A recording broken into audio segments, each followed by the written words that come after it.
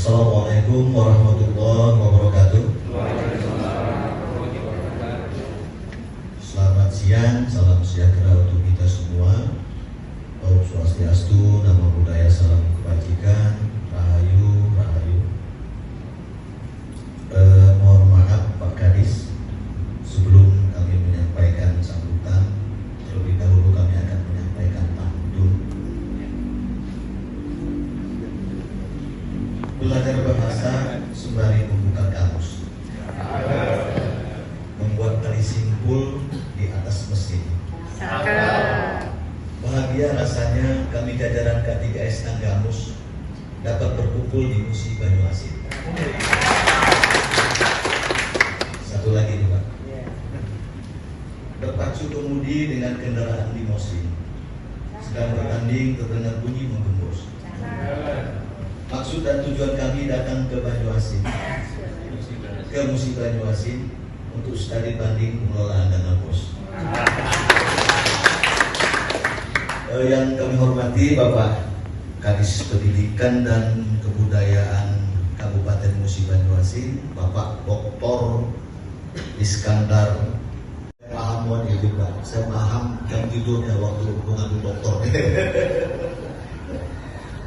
Yang saya hormati Sekretaris Dinas Pendidikan dan Kebudayaan Kabupaten Musi Banyuasin, Bapak Suwarni ya, Sukarni.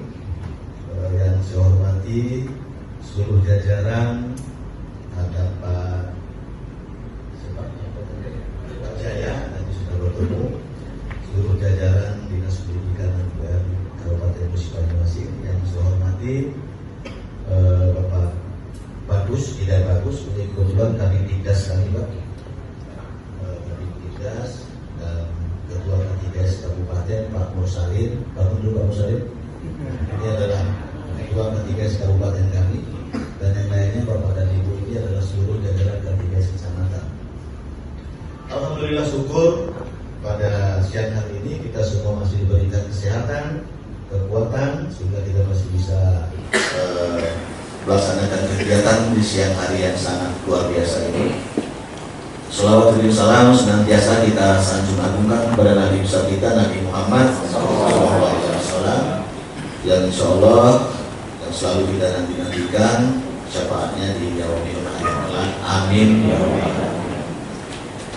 Bapak Kadis Pendidikan yang kami hormati, yang pertama kami sampaikan salam hormat dari Bapak Kadis Pendidikan Kabupaten Tanggamus, Bapak Yani Mulyadi. Syokianya beliau berkeinginan sekali Pak hadir di sini. Sebenarnya ini jadwalnya beliau yang di sini, bukan kami. Tapi di hari Jumat sore beliau komunikasi dengan saya, telepon saya, Pak Sekretaris, dampingi semua K3S ke Musi Banyuasin. Saya ada acara di MPMP mulai dari hari Minggu sampai hari Selasa. Jadi salam hormat dari Pak Kadis Pendidikan. Tujuan kami Pak, mohon maaf, kami dari Kabupaten Tanggamus beberapa waktu yang lalu sudah sempat koordinasi bagaimana caranya agar dalam penyelesaian laporan penata usaha Tanggamus ini agar bisa menjadi yang tercepat, agar bisa menyelesaikan semua penata usahaan, semua pelaporan sesuai dengan apa yang telah ditentukan oleh peraturan dan undang-undang. Muncul informasi yang kami dapat adalah Kabupaten Musi Banyuasin menjadi salah satu kabupaten di Indonesia yang melakukan laporan keuangan pemerintah daerah tercepat. Jadi dengan berkaitan dengan hal tersebut, kami pikir kalau sudah tetap ini cepat, ya pasti juga laporan dan aposnya juga insya Allah tercepat juga. Nah inilah yang menjadi salah satu semangat kami, motivasi kami untuk bisa kami mohon berbagi informasinya, berbagi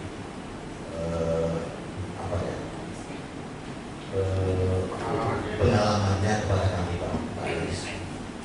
Yang selanjutnya kami juga mohon maaf jika seandainya kehadiran kami, kedatangan kami di sini mungkin tidak sesuai, itu sapa kami mungkin ada yang tidak berkenan di jajaran keluarga besar Dinas Pendidikan dan Kebudayaan Museum Banyuasin. Kami mohon dimaafkan Pak, karena memang mungkin saja ada istiadat budaya kita yang tidak berbeda. Jadi mungkin ini sudah menjadi kebiasaan dari jajaran kawan-kawan yang ada di Kabupaten Tangerang, mungkin terbawa ke sini. Untuk itu kami bersama keluarga besar Satuan Dinas Pendidikan, Satuan Pendidikan dari Kabupaten Tangerang mohon untuk dimaklumi, untuk dimaafkan. Kami kira itu sebatas pengantar dari kami Pak selaku yang dituakan dari rombongan dari Kabupaten Tangerang ini. Lebih dan kurang mohon maaf. Bila kami berhidayah. Wassalamualaikum warahmatullahi wabarakatuh. Pemerintah Kabupaten Musi Banyuasin berkomitmen untuk meningkatkan kualitas pendidikan yang merata dan berkualitas di wilayah Kabupaten Musi Banyuasin. Mulai dari pendidikan musia dini sampai dengan perguruan tinggi. Ini terefleksikan melalui peningkatan alokasi anggaran pendidikan sejak beberapa tahun terakhir, di mana pada tahun 2022 Kabupaten Musi Banyuasin mengalokasikan sebesar 24,12% dari total APBD yang kemudian direalisasikan di dalam beberapa program. Di antaranya adalah pemenuhan sarana prasarana sekolah, program peningkatan kesejahteraan guru, serta tenaga kependidikan. Saat ini tercatat ada 4.787 orang tenaga kependidikan yang terdaftar sebagai aparatur sipil negara atau PNS dan P3K, dan 5.390 orang tenaga kependidikan dan ASN di Kabupaten Musi Banyuasin. Melalui mekanisme honorarium untuk tenaga kependidikan yang tergolong sebagai guru tidak tetap atau GTT serta pegawai tidak tetap atau PTT, melalui bantuan operasional sekolah daerah atau BOSDA. Program lainnya adalah peningkatan kapasitas dan kompetensi tenaga kependidikan yang mencakup terlaksananya pendidikan dan pelatihan bagi pendidik dan tenaga kependidikan, pemberian bantuan pendidikan dalam rangka peningkatan kualifikasi pendidikan, kerjasama dengan organisasi mitra dan pihak swasta seperti PGRI, IGTKI, dan Himpaudi, mengoptimalkan peran PPG atau Pusat Belajar Guru, serta pemberian beasiswa bagi siswa dan mahasiswa berprestasi. Salah satu perwujudan program ini adalah dukungan terhadap pelaksanaan implementasi kurikulum merdeka atau IKM dan program sekolah penggerak atau TSP. Di antaranya melalui penandatanganan MOU dengan Balai Guru Penggerak atau BGP dan Balai Besar Penjaminan Mutu Pendidikan atau BPMP. Selain itu, sebanyak total 1.116 mahasiswa berprestasi, 30 mahasiswa santri, dan 28 mahasiswa dari Sampurna University telah menerima bantuan beasiswa sejak tahun 2021. Komitmen pemerintah Kabupaten Musi Banyuasin juga terlihat dari pemenuhan anggaran standar pelayanan minimal atau SPM, di mana pada tahun 2021 rata-rata capaian realisasi anggaran SPM Kabupaten Musi Banyuasin mencapai 82,33%. Dengan perincian 94,6% untuk pendidikan dasar, 90,46% untuk paket kesetaraan, dan 83,07% untuk pendidikan anak usia dini. Di samping beberapa capaian yang membanggakan tersebut, masih tersisa beberapa tantangan yang perlu mendapatkan perhatian serius. Berdasarkan data Indeks Pembangunan Manusia atau IPM periode 2017 hingga 2021, Kabupaten Musi Banyu Asin menempati peringkat 8 dari 17 kabupaten atau kota yang berada di wilayah Provinsi Sumatera Selatan. Walaupun menunjukkan tren perkembangan yang positif di mana capaian IPM tahun 2021 sebesar 68,10 menunjukkan peningkatan cukup signifikan dari capaian di tahun Kami hormati Kepala Dinas Pendidikan Kabupaten Tanggamus yang dalam hal ini dihadiri langsung oleh Bapak Sekretaris Pak Adi Gunawan, yang kami hormati dari Kadit di Das ya Pak Agus ya. Nah, kemudian dari teman-teman KDS ya diketuai oleh Pak Musalin dan seluruh kepala sekolah yang hadir dari Kabupaten Tanggamus dan ya, ICP-nya nggak hadir ya, sedikit saja. Saya di sini ditemani teman-teman dari Dinas Pendidikan dan Kebudayaan, Pak, dari Pak Suparni, ini Pak Sekretaris, kemudian ada Pak Jaya, Pak Subak Perencanaan, ada Kabit GTK itu Pak Herunsa, dan rekan dari K3S Kabupaten Musi Banyu Asin Pak Susilo, dan Ibu Kepala Sekolah, dan juga Kasubag Umum Ibu Nia. Bapak Ibu, tadi sudah lihat itulah selain pandang Musi Banyu Asin, tantangan dan harapan. Banyak tantangan daripada harapan. Tapi kita perlu tahu bahwa dunia pendidikan ini begitu kompleks dan juga warnanya begitu ini Pak ya. Mulai dari sapras, kemudian status guru, kemudian tingkat linearitasnya, kemudian masalah berikutnya, dana bos yang tiap tahun diperiksa 4 komponen dan saya BPK, kejaksaan juga ya, kepolisian, yang paling sering itu LSM. Nah, itulah bentuk dari ini ya, bentuk dari pengawasan masyarakat. Bapak itu menunjukkan bahwa orang itu cinta kalau banyak mengawasi Pak.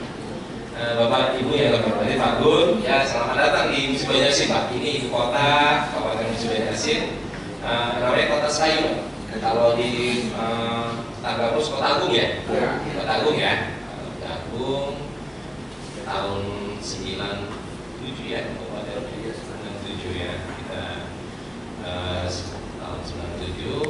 Nah kami ini dulu asal usulnya Pak Banyu Asin yang Bapak lewati dari Palembang itu kan ada kota Pangkalan Balai itu adalah kabupaten kita Pak, satu kabupaten.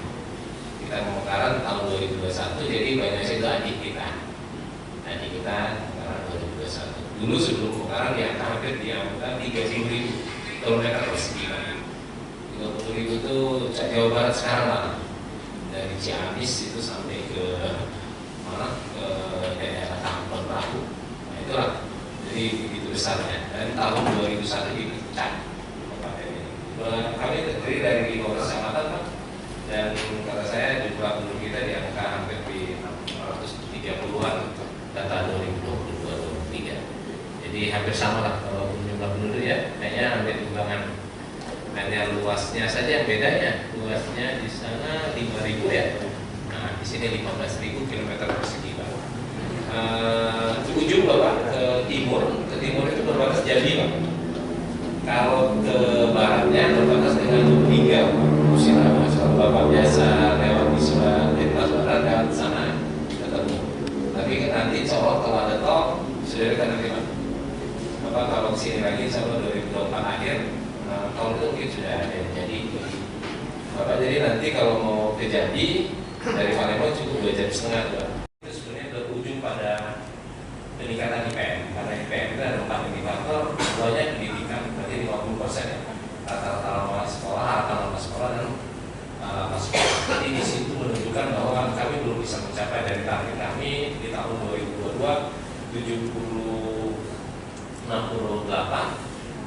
maaf, ini saya data 2022, 2023 sudah dirilis itu di angka 69 Pak. Kita target kita di angka 71. Jadi kita berharap bahwa tahun 2024 ini kita ingin mencapai lagi kenaikan 1 digit. Ini yang akan kita kejar. Berikutnya ini adalah ini angka harapan lama sekolah dan harapan sekolah.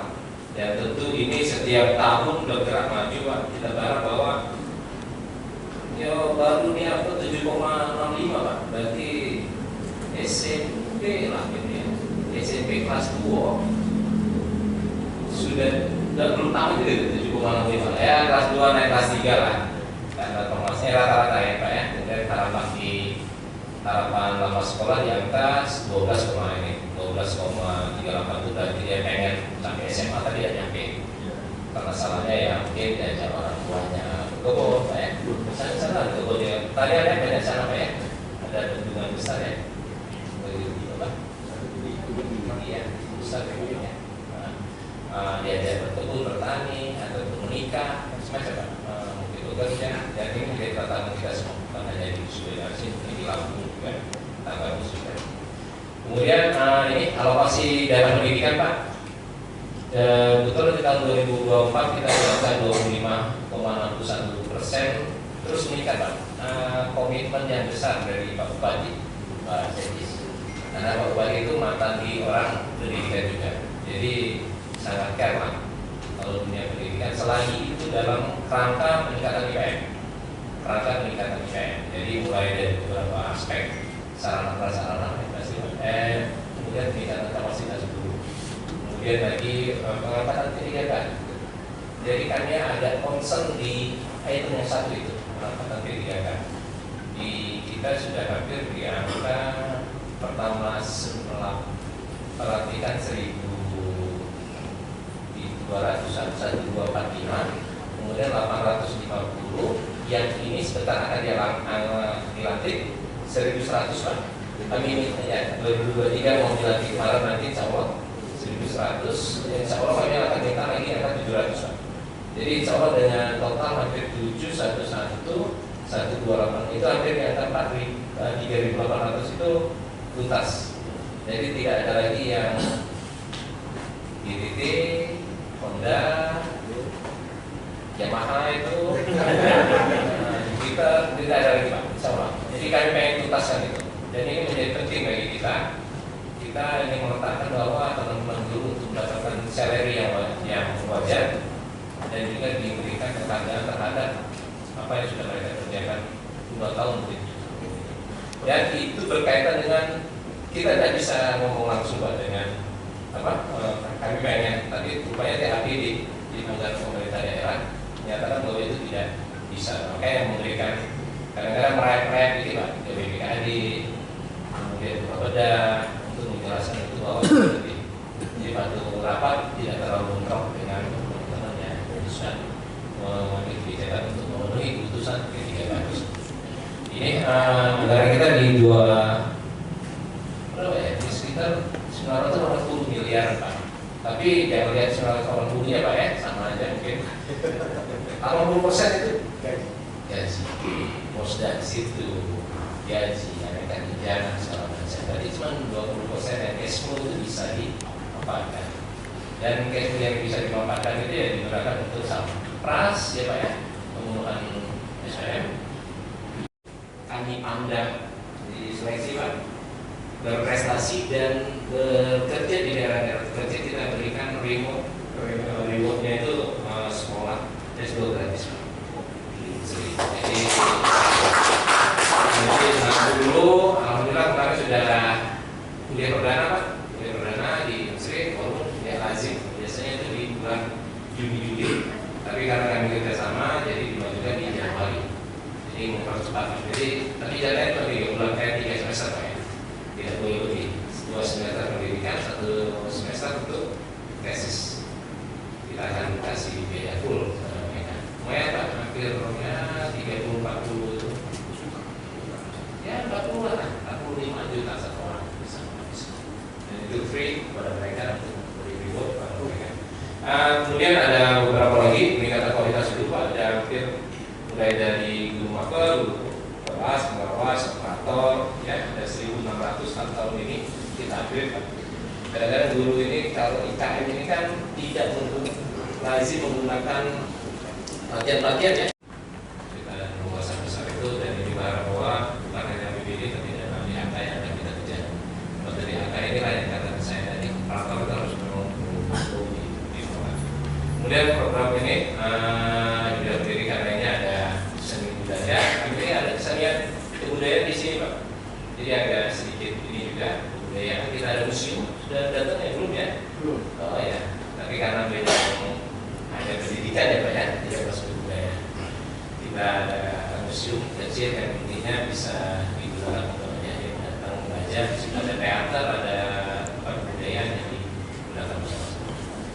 Kemudian ini bos, nanti secara teknis ada Pak Jaya, Pak Sekutani yang akan ini. Tapi intinya gini Pak, bos kita itu mengalami fluktuatif ya.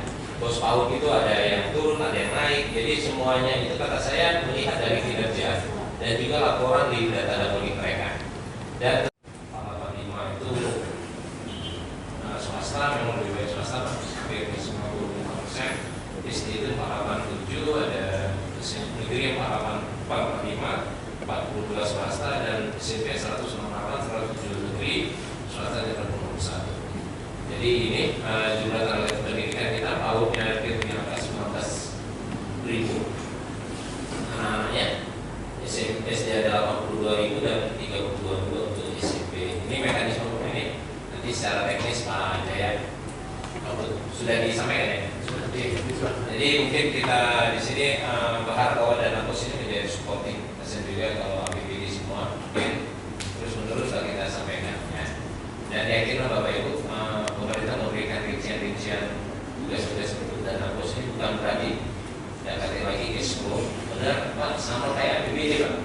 APBD itu oleh pemerintah pusat dikasih ya ini uang 100 miliar tapi mandatory spendingnya 20 miliar untuk pendidikan, 15 miliar kesehatan sudah ditetapkan.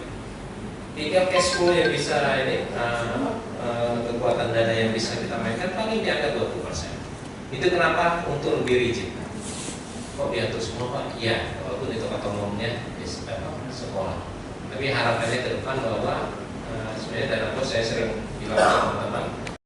Atau Bung Hijab itu kalau dari masalah itu dulu di pendidikan ketunggal. Dari masalah masalah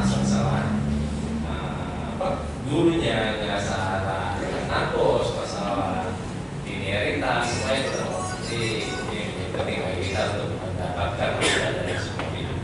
Itu dari kami. Terima kasih banyak. Mohon maaf kalau ada kata dan salah. Dan selamat datang, selamat juga ya. Intinya Pak ini Pak Bun. Belajar kami kapan-kapan main lagi sana juga boleh. Ya. Bagus tempatnya tinggi ya. Di kaki bukit tanggal musim. Sana penanya Pak. Kegunanya apa? Kopi. Kopi ya. Kopi secara mahal ya? Salah ada Pak. Oh salah ada juga. Tapi di bawah ya? Lihat di bawah. Enggak bawa. Ya kalau kami salah nggak ada Pak. Ada di sini tapi itu si dari tuanya. Karena kopi kan tidak minat, tapi banyak tangan sawit di sini. Dan pertanian. Baik, terima kasih Bapak Ibu. Silakan kalau ada yang ingin disampaikan kepada kami nanti Pak Sekretariat. Nah, Pak Jaya. Sudah Pak, kami sudah di. Oh sudah di ini sekolahnya ya. Ke tempat Ibu Evi tadi ya.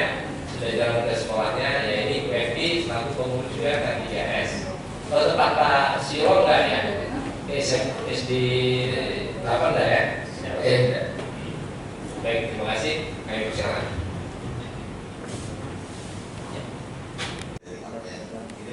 Yang saya sampaikan pada itu sudah berbicara kita di sana luas banyak hal yang harus kita bicara awal tadi sudah berbicara strategis dengan Pak Jaya dengan Pak Sekretaris kaitan dengan pola mungkin nanti juga kami akan coba melihat kaitan dengan masukan 15 yang disampaikan Pak Jaya tadi. Mungkin kami juga akan melihat kira-kira kawan-kawan dari kita di kesediaan sedikit ada hal-hal yang berkaitan dengan kawan-kawan orang. Tapi ini agak menyimpang sedikit. Yang pertama, saya melihat dari kaitan dengan apa yang disampaikan Pak Kadis, ada salah satu sekolah di kecamatan itu ada sekolah rujukan SMP. Ini pasti yang dimaksud adalah sekolah SMP negeri ya Pak. Ada nggak Pak kendalanya? Karena terus terang kami juga sebenarnya ada tadinya. SMP kami yang kami jadikan rujukan bisa lupa. Tapi setelah adanya sistem PPDB zona dan dari ini kan ada kendala. Jika kami ini dibatasi di saat seleksi PPDB itu harus bareng ya, harus. Jadi bibit-bibit unggul ini kadang-kadang sudah disaring duluan Pak Kadis, sama jajaran sekolah-sekolah suasana gitu. Jadi negeri ini kadang-kadang ada bagian kami ini bibit-bibit unggul kami ini. Mereka suasana sudah ngomong duluan, mereka sudah bibit-bibit duluan. Sementara kalau kita tidak bisa kita. Nah itu yang kami lihat, apakah ada apa namanya efeknya sekolah favorit dikaitkan dengan menerima PPDB dengan sistem zonasi yang pertama. Yang kedua, tadi saya melihat berkaitan dengan IPM. Apakah di Nusa Banyumas ini ada tim khusus atau gimana sistemnya atau strateginya seperti apa dalam rangka kita meningkatkan IPM? Karena terus terang kami kan gak usah diceritain Pak, mohon maaf. Kami kan gak sudah beberapa tahun ini menggulirkan semua bisa sekolah. Karena ya IPM kami kalau nggak salah 73 ya, 67,22. Sudah itu rata-rata lama sekolah kami 7,35. IPM kami ini untuk meningkatkan IPM ini kami sudah melaksanakan kegiatan semua bisa sekolah. Jadi semua PKBM kami ini apa namanya, dia kerjasama dengan seluruh kepala desa. Jadi dari dana desa itu mereka sekolahkan siswanya, sharing dari dana desa, termasuk siswa-siswa yang sekolah di desa itu. Jadi dia disekolahkan oleh kepala desanya ke pusat kegiatan pelajaran masyarakat. Tapi pada kenyataannya Pak, ini sudah berapa tahun kami laksanakan, tapi IPM kami itu masih tinggi kami. Nah kira-kira kalau boleh ya sama-sama ini apa ya? Kira-kira seperti apa sih triknya? Atau ada nggak trik di musibah masih dalam rangka IPM? Terima kasih. Sekolah rujukan atau kami ngomongnya SMP sekolah inspiratif ya. Inspiratif memang tentu harapannya kalau SMP unggul kami sudah lama Pak dibuat peraturan bupati dan itu ditetapkan, jadi tetap menggunakan dia tidak pakai zonasi secara ini, dan dia tetap melakukan tes seleksi. Nanti kalau kapan boleh mampir nanti lewat di SMP unggul. Ya sistemnya peraturan bupati. Ya, perbu atau perbu ya, perbu ya, dan perbu Pak. Jadi kami jumlahnya cuma di angka 9 nomor ya. 12 ya. 12 nomor 4 ya. Nah, jadi kelas 7 atau 9 jadi khusus Pak sana ada peraturan bupati dan kami memberikan insentif sana. Tapi memang saya bicara kadang-kadang kalau terlalu lama, kadang-kadang goal yang ini sedang diperbaiki lagi goalnya itu Pak. Catatan apa yang akan dituju dari sekolah inspiratif sekolah murid, misalnya rata-rata keluarannya harus bisa 70% masuk ke SMA favorit, ataupun 70% anak siswanya adalah berprestasi di bidang A, B, C, dan D, dan target-target itu kita masuknya di dalam sekolah sehingga kita bisa memberikan insentif ke sana Pak.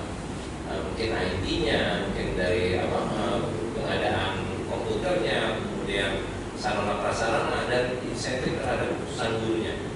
Jadi ada ini. Jadi ini sedang di kalau yang SMP unggul itu sudah langsung hampir di 20 tahun Pak. 20 tahun. Ya, 20 tahun ya.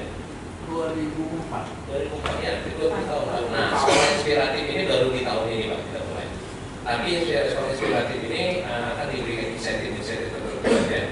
Belum masuk ke insentif gurunya. Nanti kalau sudah, tapi semua itu harus diasesmen Pak. Guru siapa yang akan masuk ke dalam sana karena mereka akan mendapatkan tambahan PPP. Jadi kita baru orang-orang terbaik. Dengan Pak nanti gimana nanti persaingannya? Iya memang harapannya tadi mau mengangkat 160 SMP itu kan bukan berat. Kalau mengangkat 15 dulu, seolah yang lain itu bisa terangkat. Bisa contohnya kalau orang contoh kecamatan di Sekai wajar katanya ibu kota aksesnya mudah, wajar atau orang. Tapi kalau tempatnya di daerah perbatasan memang biayanya bagus, kalau tidak ada sanksi lagi, oh berarti kita bisa. Jadi itu yang kita lakukan. Kemudian IPM. Terima kasih atas jawaban yang diberikan dari pertanyaan dari Kabupaten Tanggamus.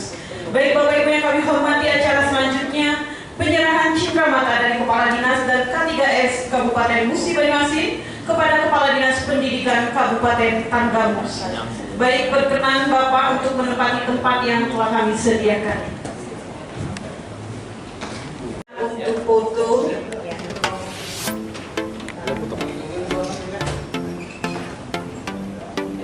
Terima kasih Bapak ya. Ini ada madu Pak. Madu sialang. Sialang itu apa ya? Ini yang di tengah hutan itu Pak. Dan madunya Hutan. nah itu mana Pak? Pak Susilo ini ya peternaknya. Pak Susilo itu peternak. Terus madu lah Pak. Ya Pak ya. Obat ini Pak. Kertas aslinya udah pulang.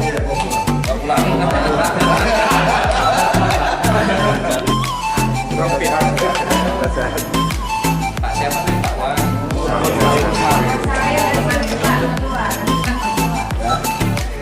Terima. Ke sini. Pak. Baik, disusun.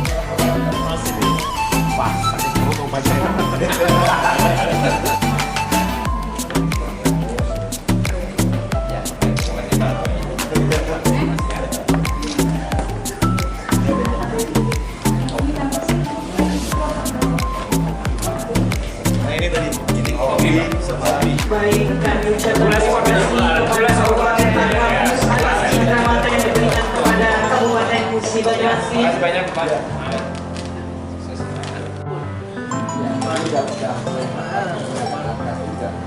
Belum. Segitu dia baru pengenalan. Dia baru gunungan. 2024 ini ya.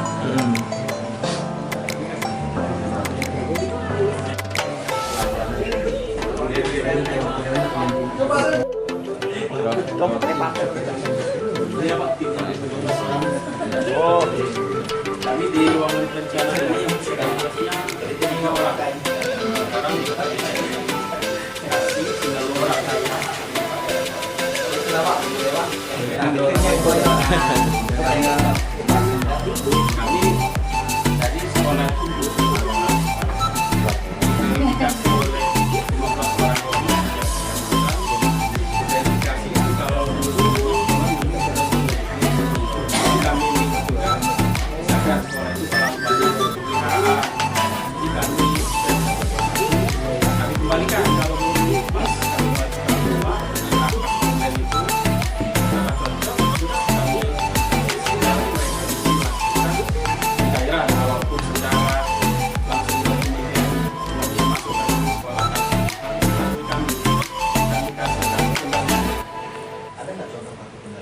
Ada.